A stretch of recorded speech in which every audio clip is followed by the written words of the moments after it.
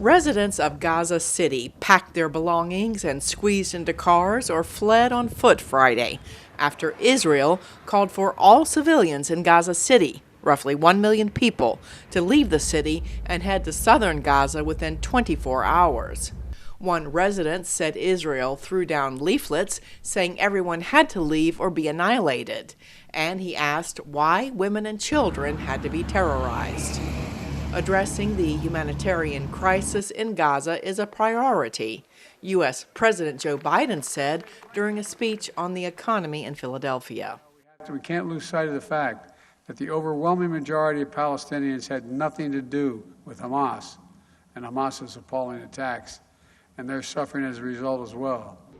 United Nations Secretary General Antonio Guterres said Friday that conditions in Gaza have reached a new low. Moving more than 1 million people across a densely populated war zone to a place with no food, water, or accommodation, when the entire territory is under siege, is extremely dangerous and, in some cases, simply not possible.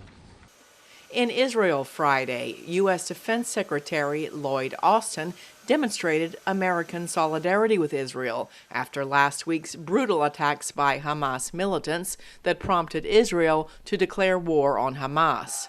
Some 3,100 people have died this week in Israel and Gaza. Austin told reporters, "Terrorists like Hamas deliberately target civilians, but democracies don't. This is a time for resolve and not revenge, for purpose and not panic, and for security and not surrender." After his visit to Israel Thursday, U.S. Secretary of State Antony Blinken met with Jordan's King Abdullah and Palestinian President Mahmoud Abbas in Amman on Friday, before traveling on to Qatar. He was asked if he was worried that Israel was retaliating against Hamas in an emotional response it might later regret. What Israel is doing is not retaliation. What Israel is doing is defending the lives of its people and, as I said, trying to make sure that this cannot happen again. Blinken said the U.S. is focused on working with international organizations and partners in the region to establish what he called safe zones for Palestinian civilians.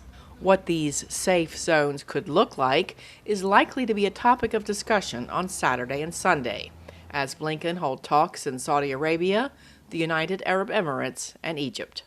Cindy Sain, VOA News.